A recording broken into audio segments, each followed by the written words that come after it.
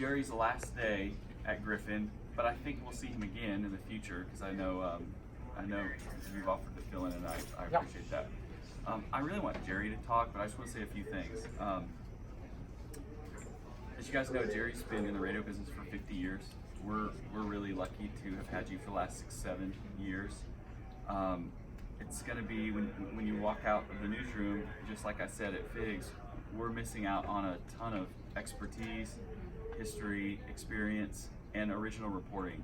I don't know if you guys realize the original reporting that Jerry does, not just for us, but for some of his own projects. And he's been a storyteller his entire life, really. And we're proud that you did that here at Griffin. A little over a year ago, the Radio Oklahoma Network was sold, and the 3 radio producers came into our newsroom, and under my supervision. And I remember thinking, man, I'm gonna have to hire 3 radio producers soon. I don't know if these guys are gonna stay. Things were changing, the newscasts were shortened, things were just different. And I started listening to their product under Jerry's leadership, and I was like, this is so good. It's not just some guy reading some headlines or writing a couple headlines.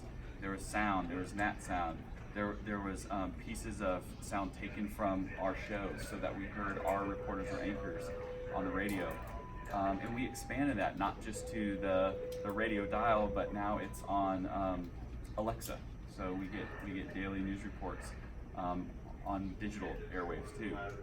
But I remember listening to the product that Jerry and his team put out, and I was just so impressed, and I thought, I hope I never have to replace one of these guys because I don't know where I'm going to find. I mean, it was so good.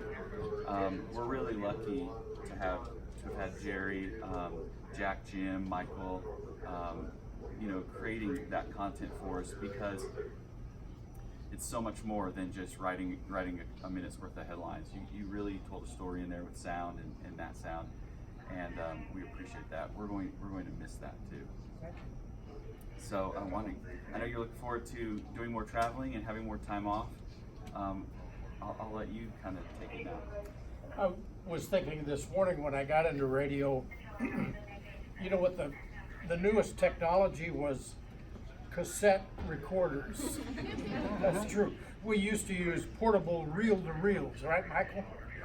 And so I've seen a lot of advancement throughout the years, but over the 50 years, I still maintain passion for writing and for news.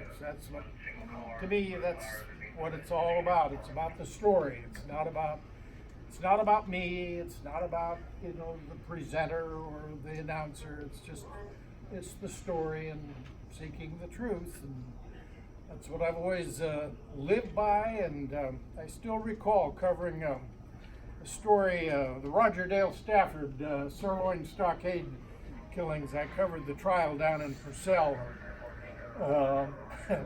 I did some stories about his attorney, and his attorney didn't like it, but David Parrott, who was a well-known KEBC reporter, he had the same experience, but he didn't report it. And I said, why not? And he said, because you tend to go for the jugular, Jerry. You always do. And so I guess that's my lifestyle as a journalist, and I've enjoyed it.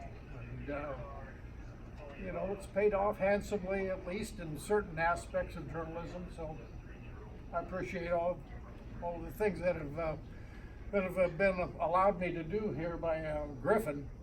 And I told my family some years ago when I went to work here, I said, it's the first time in years that I could go to work and not feel the turmoil. There was no pressure. It was just fun to work here, and that it still is, and it still has been. And so, thank you very much, and it's all because of you. So, I'm off.